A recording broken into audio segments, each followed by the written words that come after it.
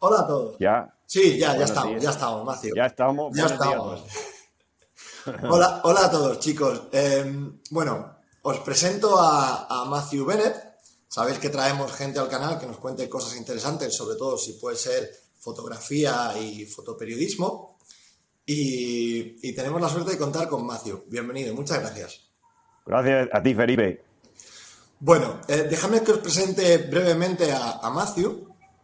Yo lo conocí, creo que en la vorágine de todo el proceso independentista en España. Mm, Matthew es británico y yo creo que la entradilla que todo el mundo le hace es que lleva 20 años afincado en España. así es. Pero claro, gracias a eso, pues Matthew tiene, creo que profesionalmente, tanto la inercia como la obligación de llevar un paralelismo en la comparación con medios anglosajones, o sea, con todo lo que es paper inglés, o sea, con el español, ¿no? Sí, así es inevitable hasta cierto punto, porque entendiendo los dos mundos, las dos culturas, y hoy en día con cómo funcionan los medios y Twitter y las redes y todo el tema, se ven mientras se están desvelando las noticias, mientras se están desvelando esos acontecimientos ante nosotros, pues es inevitable ver las coberturas en los dos mundos, digamos, el mundo anglosajón, Estados Unidos y el Reino Unido, y el mundo hispanohablante. La, Suelen haber diferencias, como hemos visto ahora con lo que ha pasado desde Afganistán y Kabul, por claro. ejemplo. Por qué la opinión de Matthew es importante? Porque para mí La es... mía, lo vas a decir tú. Sí. Es decir, la mía es una más. O sea, no, Bueno, no, yo creo que la de Matthew es importante en el sentido que trabaja como sería el paradigma por excelencia del freelance. Es un periodista independiente, pero consigue que su trabajo se desarrolle gracias a la aportación de suscriptores directamente, que le permiten una independencia total. No está sometido ni a publicidad ni a criterios políticos, por lo tanto tiene, bueno, la dificultad de la soledad del freelance, pero la ventaja de esa independencia, ¿no? sí, es así, correcto. Claro, entonces Matthew puede tener la tranquilidad de trabajar bien y poder ser muy crítico. Es que esto es gracioso porque se supone que el periodismo siempre es crítico, pero es que eso ya ha desaparecido. Hmm. Yo entiendo que sí, o sea, hay que informar de la realidad, de los hechos y el transcurso de todo, pero siempre darle ese contexto y sobre todo con los gobiernos, con el poder tener esa visión crítica. Si no, Claro, pero fíjate qué ha ocurrido con la cobertura del COVID, qué ha ocurrido con la cobertura de la retirada de Kabul, que sí. ha habido, por una, yo creo que una censura brutal, porque yo he visto algunos hilos tuyos que igual te puedo dar alguna información que te resulte interesante, y recientemente estos días el desastre de la salida de Kabul, que se vende como una victoria y ha sido tanto humanitaria como política como militarmente, pues una de las mayores derrotas y catástrofes de Occidente que yo recuerdo. Sí, sí, sí, yo creo que sí, porque yo creo que antes que nada, antes incluso de analizar ningún tema en concreto, yo lo he estado pensando porque por este congreso a que me han invitado a finales de septiembre de transparencia, ¿no? Ya dándole vueltas a muchos temas acerca de lo que hacemos nosotros los periodistas y cómo encajamos en el todo, porque el periodismo es una forma de participar en esa esfera pública, pero hay otras, como la política, o sea, lo que hacen los políticos cuando ellos lanzan sus mensajes y reclamos e intentan captar el voto, o una empresa cuando lanza sus reclamos comerciales e intenta que nosotros compremos algo, ¿no? Todo eso son comunicaciones de algún tipo en esa gran esfera opinión pública. Entonces, primero hay que empezar con eso, es decir, existe la opinión pública, la esfera de comunicación pública, los asuntos que en teoría nos conciernan a todos. Y si no existe el periodismo para hacer ese papel, aportando datos y contexto y esa mirada crítica siempre basada en la realidad, la esfera pública la comunicación en la esfera pública la dejamos entera a los políticos, que a ellos les viene muy bien, porque así controlan el relato y intentan controlar un poco las percepciones y emociones de la gente, que es lo que hemos visto con Kabul y Afganistán en las últimas semanas y lo que vimos también con el COVID y las informaciones o la falta de informaciones desde los hospitales durante la primera parte de la pandemia, sobre todo. Es que, fíjate si es importante lo que comentas, porque si en temas tan importantes como el COVID o la pandemia, Kabul, que se supone que son noticias de una esfera nacional, internacional, supranacional, no se da una buena cobertura, ¿a qué quedan relegados esos acontecimientos de la opinión pública o de interés general que no son tan llamativos? Que no generan dinero Claro, a los medios. claro, eso así, es así con todo. O sea, yo creo que en general en los medios en los últimos años hemos visto ese declive, ¿no? En todos los países y hay muchas quejas, sobre todo en Estados Unidos, por esa falta de, sí, ese colapso, esa falta ya de periodismo local, lo que antes hacían los periódicos locales enviando los reporteros a los tribunales o a los plenos, a lo que sea, que no sabes nunca lo que vas a encontrar antes de ir o lo que va a pasar, pero alguien tiene que ir a verlo, a observar y a informar de lo que ha pasado o lo que no. Y por la economía de todo y por cómo funciona tanto la parte económica como la parte de atención, pues en general hemos visto ese declive en los medios y el periodismo en los últimos años. Y es así. O sea, y ahora ya con...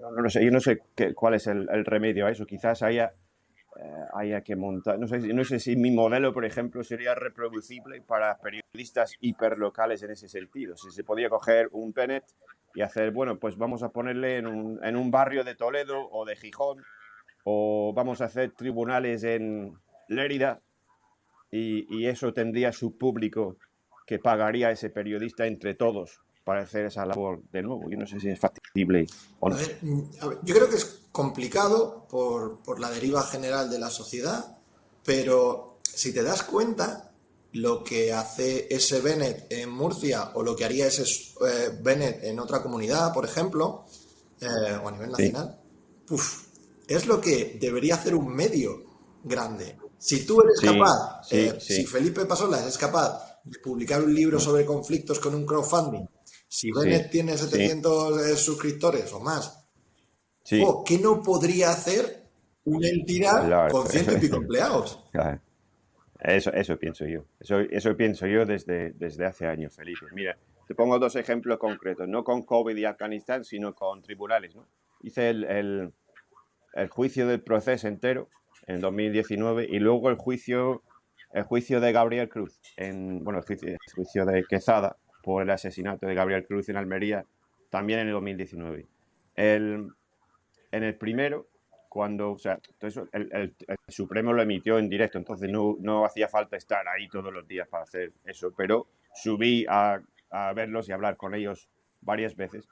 Y en una de esas visitas, pues les pregunté, porque un lector lo había preguntado, es decir, pues pregúntales cuántos corresponsales hay allí de medios internacionales, ¿no? New York Times o algo así. Entonces les pregunté, ahí en la sala de prensa del Supremo, les pregunté a la gente allí y dice, ¿cuántos reporteros de New York Times o Reuters o BBC hay aquí todos los días haciendo esto? Para que tengamos la crónica, porque era un juicio histórico para España desde la democracia en el periodo moderno. Y la respuesta fue cero. Yo, o sea, ni Reuters ni New York Times ya tenían ni a un becario allí sentado viendo lo que estaba pasando. Volviendo a lo que decíamos sobre periodismo hiperlocal en los tribunales de Toledo o de Lérida, ni siquiera en el Supremo para un juicio histórico. Nadie ahí todos los días. Entonces, y yo no entendí entonces y sigo sin entenderlo, cómo puedes hacer una buena cobertura de un tema si no estás ahí todos los días viéndolo. Porque no hay ninguna forma entonces de saber cuáles son las partes más relevantes. Luego, en el otro juicio en Almería, unos meses más tarde, un poco parecido, había 130 periodistas acreditados. De nuevo, yo el único internacional, digamos, por decirlo de alguna manera.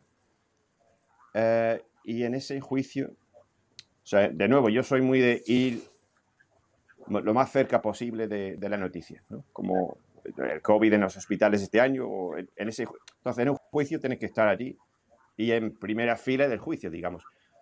Y en ese juicio hubo varias restricciones por parte del tribunal, por parte de la magistrada presidente, porque los padres no querían que se vieran ciertas partes por temer a lo que luego pudiera pasar en los medios y las imágenes que pudieron trascender. Yo estuve de acuerdo con eso porque luego vimos unas cosas terribles, ¿no? Pero eh, dentro de la sala de vistas se ve y se oye todo, lógicamente. Pero de los 130 periodistas acreditados en ese juicio, solo fuimos 4 quienes lo vimos desde primera fila, desde la sala de vistas entero. Entonces ahí me surgen las mismas preguntas y las mismas dudas. ¿Cómo lo vas a contar todo bien si no lo has visto todo bien primero?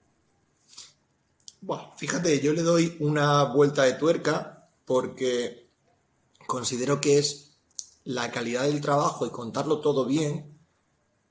Necesita un trabajo de equipo entre, por ejemplo, la redacción y el corresponsal sobre el terreno. Sí, A ver, yo puedo hablar sí, sobre todo del periodismo en zona de conflicto o crisis humanitarias, porque muchas veces, bueno, eso ha cambiado mucho con la conectividad, etcétera, etcétera, pero el periodista que está sobre el terreno muchas veces solamente es consciente de la esfera que está pasando, la esfera de realidad que está pasando delante suya. Esa es ya, muy verídica, pero si, por ejemplo, se trata de un conflicto y eso tiene una reacción política tal, o hay otro frente a 200 kilómetros, esa tú no la ya, pillas. Y no sabes en esas claro, 24 horas, cuando por ejemplo haces breaking news o tienes que escribir el artículo para que salga por la tarde, ¡guau! Al final claro, tú sobre el terreno haces también el trabajo del que debería ser el curro de la redacción. Es decir, "Buah, yo sé que el ya, soldado ha disparado aquí o este es el flujo migratorio aquí, pero la consecuencia en el mismo día del conflicto te afecta a 300 kilómetros y esa, a ver, la puedes saber tú por internet igual que lo sabría el de Madrid. mm, Entonces, claro, lo ideal sería tener una cobertura de gente en varios sitios, eso es muy caro y abandonaron ese modelo hace tiempo. Lo que pasa es que han cogido sí, la parte negativa del modelo, que es que solamente lo cubra alguien desde la redacción. Si te fijas, ya, la televisión española, a ver, como uno de los participantes, porque todo el periodismo tiene una excusa razonable, en el sentido de, sí, como Estados Unidos es un actor importante en esta crisis, la periodista desde Washington puede cubrir la crisis de Kabul. mm, exactamente. Buah, ¿realmente somos capaces de cubrir una crisis que está en Afganistán con un profesional que está al otro lado del mundo? ¿Qué parcialidad de la realidad nos cuenta? Claro, es interesante la reflexión que haces. Yo llevo pensando lo mismo un poco todos estos años también, con los avances que ha habido en tecnología y conexiones a Internet y móviles y demás. Deberían de haberlo hecho al revés. En vez de quedarse en las redacciones, pues dar a cada periodista, crear más equipos en distintos puntos y darles más tecnología. Y que aportaran ellos contexto desde ahí cuando lo encuentren. Y así habrían tenido algo mucho Pero es más que original. fíjate, cada día se aportan más datos a la crítica, porque eso podría ser una crítica constructiva. Fíjate, mira, yo no hablo mucho de estas cosas en el canal, porque si las hablo a nivel personal, es como un freelance que no curra, que patalea. Pero claro, ¿eh? ¿El quién? Yo, por ejemplo, si ¿El yo, quién? si yo focalizo el Ah, canal en eso, pues siempre es, claro, es un freelance sí, que no curra o que tal. Y quiero que se vea como una crítica constructiva, no como un pataleo, porque se dan datos, pero no hay ni claro. el más activo cambio. Por ejemplo, tú en Twitter hace unos días apuntabas las subvenciones que consigue Televisión Española.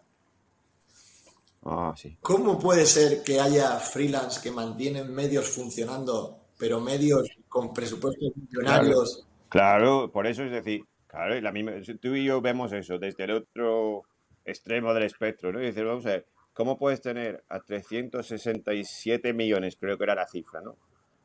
367 millones con lo que cuesta la parte tecnológica y la parte de viajes. que costar cuesta, pero no 367 millones. Entonces, si empezamos con 367 millones, no hay ninguna excusa por no tener al equipo desplegado en el punto del planeta que sea. Yo empezaría, bueno, yo no soy el director de informativos, ¿no? Pero yo empezaría desde allí. Es decir, empezamos con eso, chicos. A partir de ahí vamos reduciendo plantilla en Madrid o en Torre España o donde sea, pero vamos a empezar con información sobre el terreno. Yo creo que la pregunta más fascinante en ese aspecto, se dice eso a menudo, el primer borrador de la historia, ¿no?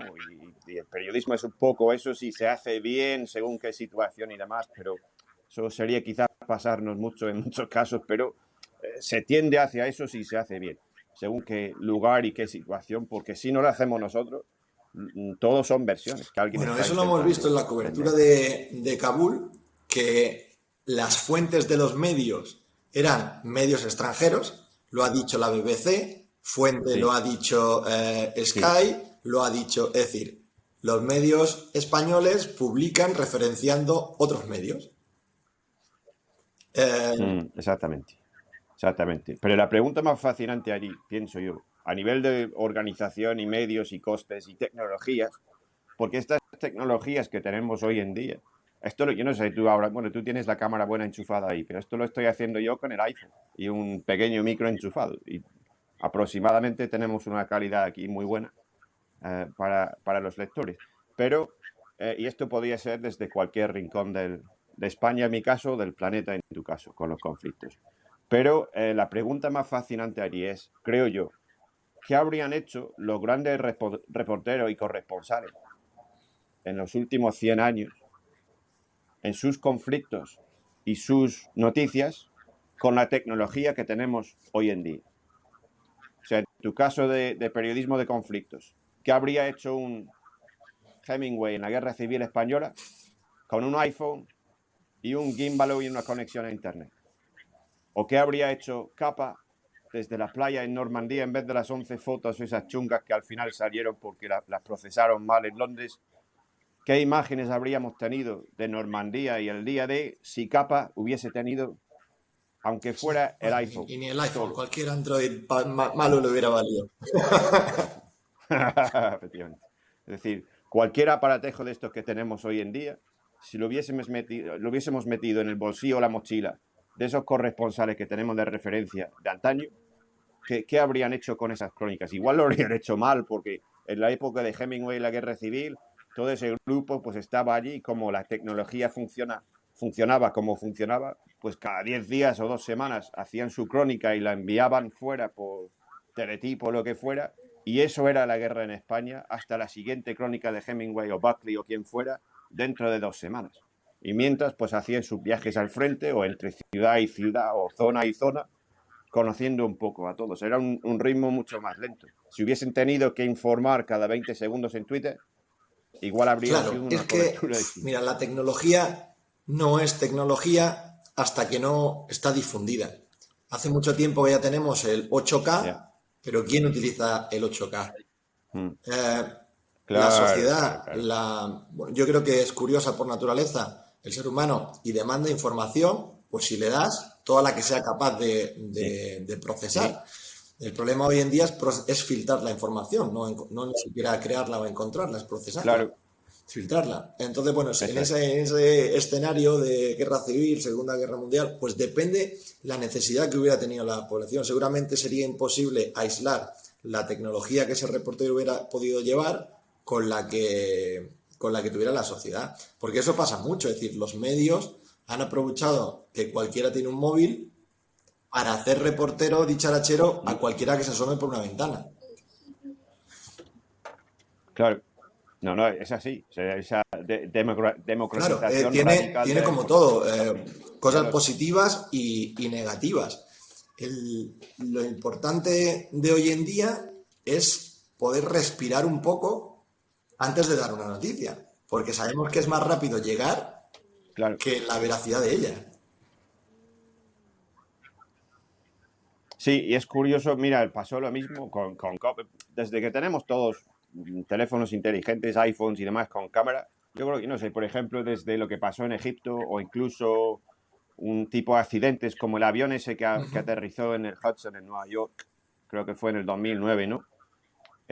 O el accidente del Albia era en Groix, aquí en España, unos años más tarde, o lo que ahora ha pasado desde Kabul. Es decir, en los primeros días desde Kabul, lo que teníamos eran vídeos de móviles chungos por Snapchat, Twitter y Facebook. Y ya está, porque quien está al lado de lo que está pasando, que sea el accidente del avión o del tren o del conflicto en el caso Kabul, hace la foto con su iPhone y la sube a alguna red social. Lo que pasa es que muchos, parece que no por tener esa tecnología, la sabemos usar mínimamente todos de forma adecuada. Porque si tienes una buena herramienta, si luego sabes hacer fotos un poco o sabes hacer vídeos un poco, pues la calidad te sube 10 o 20 puntos en vez de lo que hacen normalmente todos, que es un vídeo un poco... No solamente, yo creo que el análisis técnico, la formación técnica es relativamente sencilla. Lo que hay una gran falta, porque es más difícil de comercializar, es un poco de ética. ¿Por qué? Porque no, en el caso de Kabul, pues Claro. un infierno en el sentido de, todo el mundo quería un contacto en la puerta, todo el mundo quería alguien que le pasase una foto, todo el mundo tal. Pero claro, aquí no somos conscientes de que una foto en un momento malo, cuando no está dentro del aeropuerto, revelando un nombre y apellidos, mira, dentro de una semana la información sobre Kabul no existirá. Cuando Mbappé mete 3 goles, se acabó Kabul. Claro. O sea, estamos hablando de Kabul. Nadie ha pagado una cobertura en Afganistán en los últimos 10 años. Bueno, muy poca gente. Cuando Mbappé marque un gol, no habrá cobertura. ¿Y qué pasará en el Afganistán rural? Exacto. No, claro, eso, aunque llegaran los corresponsales de la BBC Sky y pudimos tener esa información puntual sobre la situación inmediata del entorno del aeropuerto, nada hemos sabido en ese sentido del resto del país mientras. Y respecto a eso, porque, mira, un freelance, cuando trabaja para un medio en ese tipo de situaciones y lo critica duramente por las condiciones, por la crítica, por el salario, bueno, deja de trabajar una temporada. Sí, lo haces público, como eres freelance, es tu única altavoz y dejas de trabajar una temporada. Claro, a mí me llegan alumnos, seguidores que me dicen, ¡buah, Pasolas, quiero hacer lo que tú! Y yo les digo, ¡no, insensato! ¡Corre en la dirección contraria! No, yo no quiero explicar mi experiencia para sentar cátedra ni que nadie haga lo mismo, sino para que sepan qué es lo que no hay que hacer, porque es luchar contra corriente. Sí, criticamos a los presupuestos, las subvenciones, criticamos públicamente a los medios que no pagan y no mandan corresponsales. A ver, a mí no me ha sorprendido que la cobertura de Kabul sea una mierda, pero porque España hace años que ya no manda corresponsales a ningún lado. Es decir, Televisión Española, pues ahora tenemos un compañero en Pakistán, 2 compañeros, uno de ellos trabaja como freelance. Claro, pero parece que ese sitio donde ha ido primero Óscar de Televisión Española y luego Miquel, ¿no? O sea, ha ido también ahí con la televisión vasca y con Vocento, pero luego al día siguiente apareció en ese mismo lugar el ministro de Asuntos Exteriores británico, en ese punto de la frontera con Pakistán. Entonces yo no sé quién ha decidido que ese es el punto donde van a ir todos los medios y políticos que quieren acercarse un poco a Afganistán sin ir a Afganistán, para decir que estamos aquí o estamos haciendo esta cobertura, que mejor que Madrid y cero, pero no lo sé. No sé quién decide esas cosas, pero es curioso que todos acaban en ese mismo sitio. Eso no sabría discernir. Mira, yo cuando analicé la caída de Kabul también me equivoqué. Yo seguí lo que dijo Reuters, que tenía mucho sentido en tema de que, bueno, podrían ser 90 días, 3 meses, algo así. ¿Por qué? Pues porque... Claro, eso es lo que decían los informes de inteligencia. A mí me cuadró porque yo no esperaba una desbandada brutal del ejército afgano y claro, yo dije, bueno, llega el invierno, la gente no se mata en invierno, se mata en verano y primavera y tienes la ciudad y luego los grandes medios de comunicación lo hacen noticiable para primavera, que nos viene muy bien, y en verano, que no hay tantas noticias. ¿Tú te imaginas la cobertura de Kabul en medio de unas elecciones españolas? No existiría. Claro, efectivamente, dura. la última semana de agosto, que si No, no, salimos de no, la no. playa, que si llegamos a casa, que si no, buah, pues lo hacemos. Claro, una especie de Claro, serpiente de verano de esas, por eso pero digo, reales. ¿tú crees que la gente que entra porque estas cosas no se cuentan en las escuelas de comunicación, te lo prometo, son pocos los profesores Mm, que llaman a freelance porque es una situación muy incómoda decir que tus programas docentes están ah, desfasados, pero tú sigues dando esa ya. docencia, ¿no? ¿Tú recomendarías? Sí, sí, sí. Claro, yo no veo la crítica. Claro, es que no. A Claro, ver qué vas a preguntar. Yo imagínate recomendaría. que tú eres un freelance con una capacidad, unos recursos limitados, una energía vital. ¿Recomendarías la crítica Sí, honesta que debería sí. hacer el periodista a la profesión? O, no, chaval, busca autofinanciación, sálvate, deja la crítica y busca un nuevo modelo de negocio. Porque dejas la crítica totalmente abandonada. Es que la crítica a los medios Básicamente o al al tema que modelo de sea, negocio. o a Porque es todo. que depende, si tú consigues una independencia Sí, como la tuya, la crítica la puedes mantener, pero sí, si no estás ni en sí, medios ni la financiación de un freelance para temas importantes, pues la prueba puedes mantener. Si criticas, no curras sí, y, sí. y si criticas, no te queda energía para buscar modos alternativos de trabajo, ¿no? Bueno, es una pregunta difícil porque mezclamos ahí todo. Mezclamos la parte filosófica que aplicas a tu trabajo con la parte contenido y formatos, es decir, el producto tuyo que entregas a tus lectores o oyentes, y la parte económica y digamos de marca. Mm, es una pregunta compleja. Si tus ingresos reales con los que comes todos los meses y pagas el alquiler todos los meses dependen de esos artículos o contribuciones a los medios que te pagan como freelance, es una cuestión muy delicada. Es decir, no puedes decir, pues salta a la crítica extrema y denuncia todo esto, porque entonces, como tú dices, como tú estás explicando, dentro de ese sistema dejas de Y, comer. Matthew, ¿cómo ves? Pero yo creo que hoy en día existe, o sea, yo soy un poco, a mí aún me faltan cosas por afianzar, ¿no? O sea, desde donde estoy yo reconozco que se me ve desde fuera como un ejemplo en ciertos aspectos de esto, ciertas novedades, e intento entonces explicar lo que hago y hacerlo siempre mejor, con los formatos y la tecnología y las decisiones de ir a un sitio a otro, y cuando estoy ahí, pues hacerlo lo mejor siempre que pueda. Pero aún o sea, a nivel interno, viéndolo yo desde el principio hacia donde voy, yo sé que todavía hay cosas que quiero afianzar más aún. Pero en general, hoy en día, con las tecnologías, con esa democratización extrema de la tecnología y la información, también a nivel económico, si alguien quiere dar el salto y el paso, es difícil y requiere mucho trabajo duro y constante, pero eh, yo soy un poco la prueba de que sí funciona. Lo que no sé, yo en mi cabeza pienso que podría funcionar para 50. O sea, tú pones un Bennett, digamos, en cada provincia de España, imagínate la cobertura que podrías tener de lo que realmente está pasando y lo que los medios no están enseñando ni molestándose en buscar. Pero eso en mi cabeza. De momento no hemos demostrado en la realidad que eso pueda ser así. Teóricamente podría ser así. Teóricamente tú, Felipe Pasoras, podrías usar el mismo modelo para irte a hacer las coberturas que quieras en los conflictos que quieras.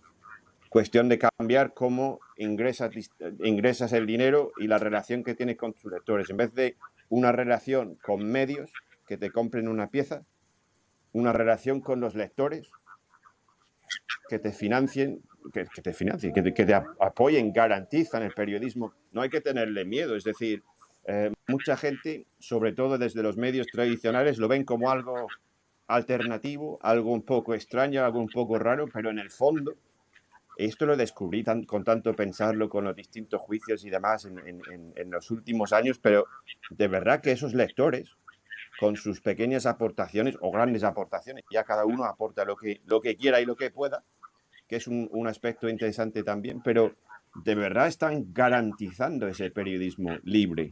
No es una opción menor, es una opción mejor. Es decir, quitamos a todos los medios en medio toda la parte corporativa, política, que ensucia o enfanga el trabajo a nivel tradicional, y podemos tener esa relación directa con los lectores. Ahora, hace falta que trabajemos mucho para que ellos tengan ese producto periodístico que están comprando, que están garantizando, pero funcionar, es decir, desde hace años 100% lectores, o sea, los lectores que me aportan a mí, que me compran a mí, que me financian a mí, de verdad han pagado toda esa cobertura de forma independiente. Los equipos, los viajes, la constancia para estar allí cuando un juicio dura 4 meses o 2 semanas, o las semanas y meses que tardas en construir las relaciones con un hospital y con alguna consejería de salud para poder entrar en una zona COVID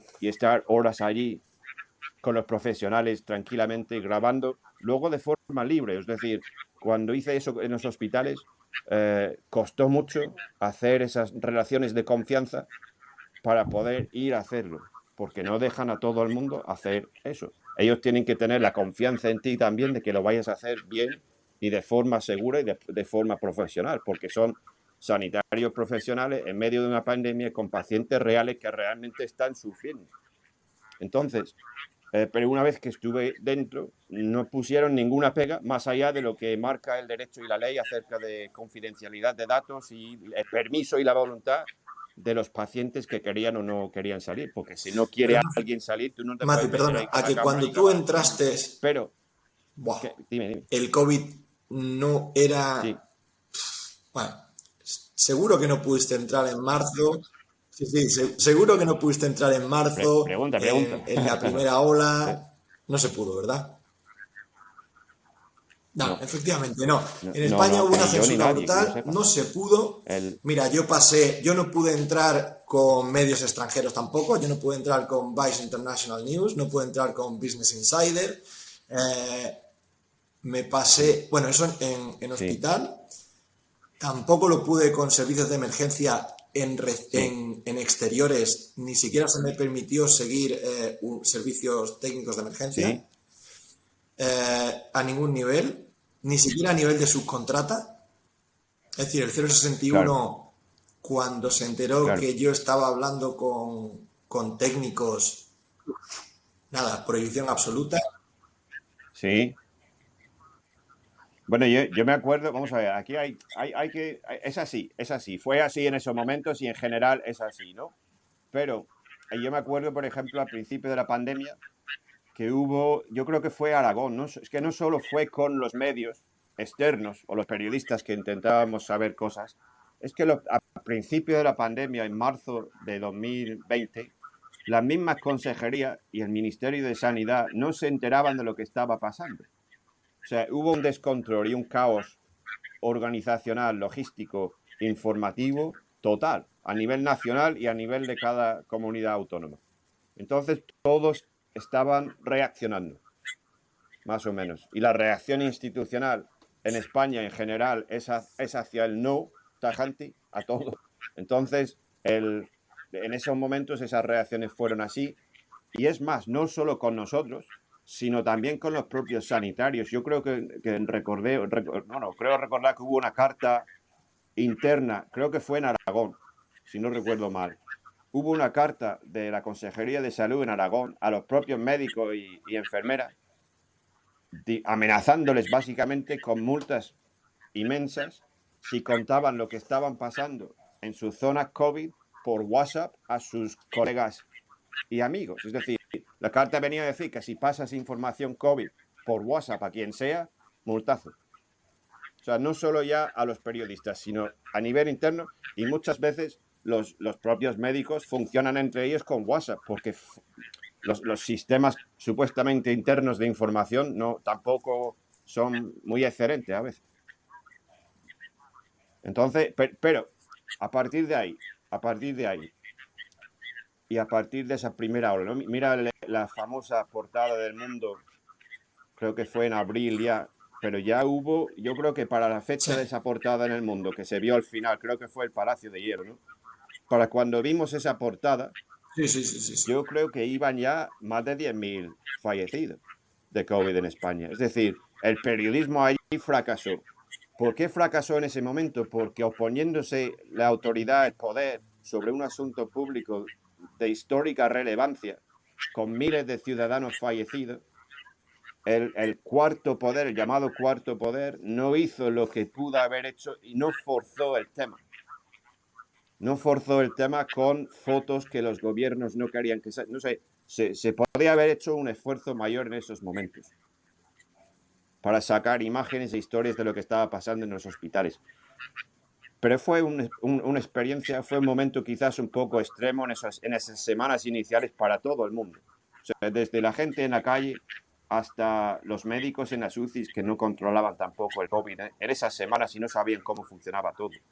A partir de ahí, cuando todo el mundo empieza a tranquilizarse un poco, he visto que sí ha sido posible crear esas relaciones de confianza, no sin sus aventuras, digamos, en el camino y nuevos obstáculos según qué momento, pero ha sido posible hacer en esas zonas y una vez dentro, igual que digo, los lectores garantizan al 100% este periodismo en general, yo te confirmo que una vez dentro he tenido total libertad para hacer las preguntas o grabaciones que quería yo hacer, Sí, siempre y eso, contando y con eso el que permiso, siempre comentas cuando la gente quería contarlo. es muy difícil de explicar porque el lector, el suscriptor, ya tiene que saber que lo que está apoyando no es solamente el tiempo que está el periodista que se ve en cámara preguntando o escribiendo, es la preproducción, que yo le llamo en fotografía, es Eso es, decir, buah, los contactos para llegar, eso es, ese timing para ese acceso y luego un exacto, poco, como digo yo, no te puedes exacto. enganchar a la siguiente historia mediática con los mismos contactos porque has estado ocupado antes. También tiene... Claro, eso es así. Y luego, igual que los tribunales o con otros temas, ¿no? Es decir, cuando yo, en mi experiencia, o el ejemplo del accidente del Albia hace años, siempre que creas esas relaciones con el tema que sea, tú habrás encontrado, supongo, lo mismo. Al final, conforme se van creando esas relaciones de confianza con el paso de las semanas, entonces la gente se relaja y se da cuenta de que no estás ahí necesariamente para sacar trapos sucios o hacer daño a nadie. Simplemente quieres hacer tu trabajo y contar lo que está pasando de la forma más ilustrativa y realista posible, contando un poco con todos, ¿no? Entonces la gente se relaja un poco, toma esa confianza contigo, es normal porque antes no te conocían probablemente de nada y se dan cuenta de eso, entonces se abren un poco más y te dejan hacer más cosas.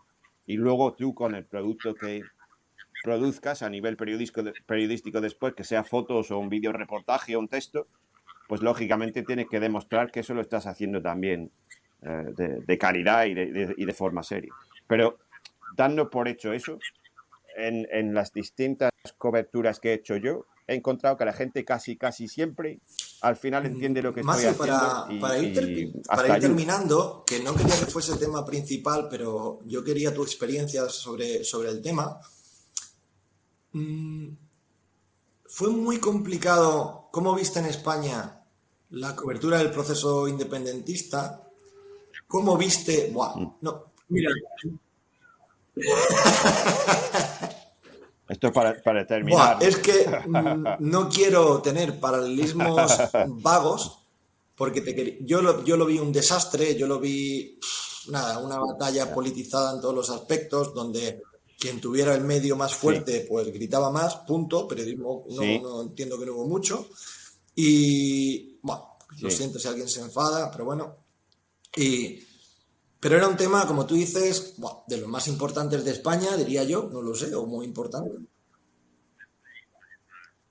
Mm, Sí, a nivel histórico fue algo relevante. Yo creo que en los libros de historia se va a contar como lo que fue quizás el 34 o algún episodio de eso, ¿no? Distinto, lógicamente, Claro, porque ¿tú estamos cómo donde has estamos, pero visto tiene su relevancia histórica.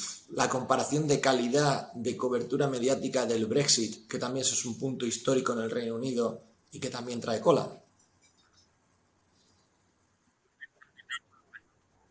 Pregunto como, bueno, podemos decir que Preguntas la por la parte del parte del proceso proceso la aquí. podemos ver como una mala cobertura mediática de un hecho histórico. Y tú, que seguramente estás más puesto que yo, ¿cómo ha sido la cobertura del Brexit? Sí, sí, ¿Habría sido tan desastrosa o menos sí. desastrosa o cometiendo los mismos errores periodísticos? Bueno, yo creo que, claro, yo creo que a nivel de populismo y medios, el proceso aquí fue un poco como el Brexit en el Reino Unido o como Trump en Estados Unidos. Esos mismos años, con esos mismos avances o cambios tecnológicos a nivel de Internet y redes y demás, y esas formas de comunicarse y esas formas de informarse, y también a nivel de propaganda e influencia de distintos actores políticos o actores un poco más oscuros según qué tema, intentando manipular esas percepciones y relatos para un fin muy concreto, es decir, el uso propagandístico o político de esa esfera pública de información que hemos comentado al principio para conseguir un fin. Y dentro de esa esfera pública y esa contienda informativa, esa batalla informativa por atraer la atención de la gente primero y luego manipularla para que en el caso de los políticos del Brexit conseguir el voto al Brexit, en el caso de Trump conseguir que Trump fuera el presidente y en el caso del proceso en Cataluña y en España intentar que ese poder mediático y ese poder de manipular la atención en un sentido o en otro se hiciera a favor de la independencia de Cataluña. Y en eso los independentistas, los separatistas, fueron muy buenos en manipular la prensa extranjera, a los medios extranjeros. Dedicaron recursos a eso y consiguieron engañar a casi todos. A nivel de enchufar lo que ellos estaban haciendo, a nivel del relato y la narrativa, que en eso son muy buenos, lograron enchufar sus narrativas y sus relatos a las creencias y cultura existente de los medios anglosajones acerca de la narrativa histórica Cataluña, España, Franco, dictadura y todo el tema. Y lo hicieron con mucho éxito. Ah, luego, dentro de ese entorno, pues hace falta que alguien haga o intente hacer periodismo, pero a nivel de los medios en general, se dijo entonces, porque además se veía que el gobierno español en ese momento de Rajoy era incapaz, no solo era lento en sus reacciones con todo el tema, a nivel logístico, a nivel institucional, con todo, sino a nivel de la comunicación institucional mediática internacional. El gobierno de Rajoy hizo un esfuerzo nulo comparado con lo que estaban haciendo los separatistas. Entonces, claramente perdieron esa parte de la batalla. Ellos lo habrían hecho para manipular a su manera hacia su opción preferida como políticos, ¿no? Pero según qué caso, la información real, o sea, bueno, eso con todo, según qué caso y qué tema, el relato fidedigno sobre los hechos y el contexto global puede coincidir o no con una de las opciones políticas preferidas por alguna de Realmente las dos tenemos partes. trabajo doble.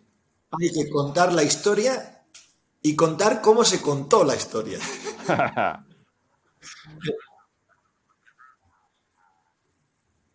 Es difícil todo. Son múltiples niveles de todo y al final es muy difícil porque hoy en día, o sea, todo esto es una mezcla siempre de todo, ¿no? De tecnología, de fines. Es decir, no es lo mismo la comunicación de un partido político que un periodista, que una estrella de fútbol o un youtuber o lo que sea. Con la información y las tecnologías y los grandes acontecimientos mientras están ocurriendo. Y todo eso tiene consecuencias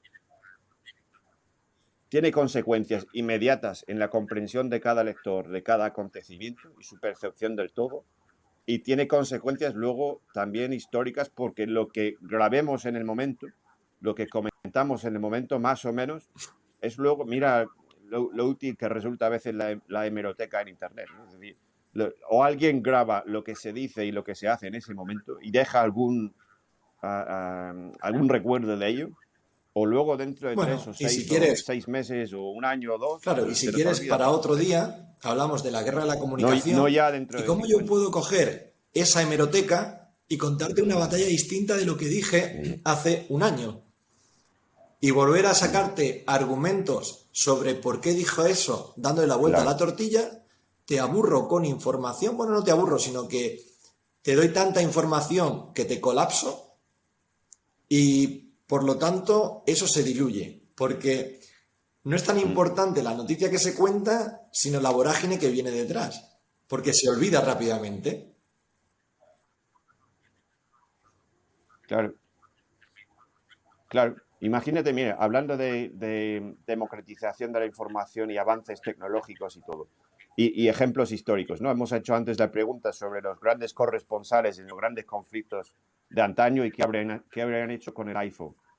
Pero también podemos hacer la misma pregunta, por ejemplo, a nivel de consecuencias y imágenes y grabaciones y registros que se quedan, que se dejan para la historia, y lo que eso tiene como efecto posterior en conspiraciones o explicaciones de historias después. Imagínate, mira, el famoso asesinato de Kennedy, ¿no? 1963, famoso por Cronkite y la forma que tuvo de anunciarlo en su momento en su programa de noticias, sujetando ahí la foto impresa a la cámara porque no había nada más. Pero bueno, imagínate que con la famosa película Zapruder, que era el hombre que grabó el momento exacto del asesinato de Kennedy, desde ese punto en concreto en Dallas, con la cámara que tenía en ese momento, que luego se trató como una especie de secreto de Estado en Estados Unidos, y las autoridades no quisieron hacer pública esa grabación hasta muchos años después, entre otras razones porque muestra el momento exacto en que le explota la cabeza a Kennedy, ¿no? Por esa falta de información se crean luego un montón de teorías de la conspiración acerca de lo que realmente pasó con el asesinato de Kennedy, y aquí seguimos 50 años después haciéndonos preguntas sobre eso.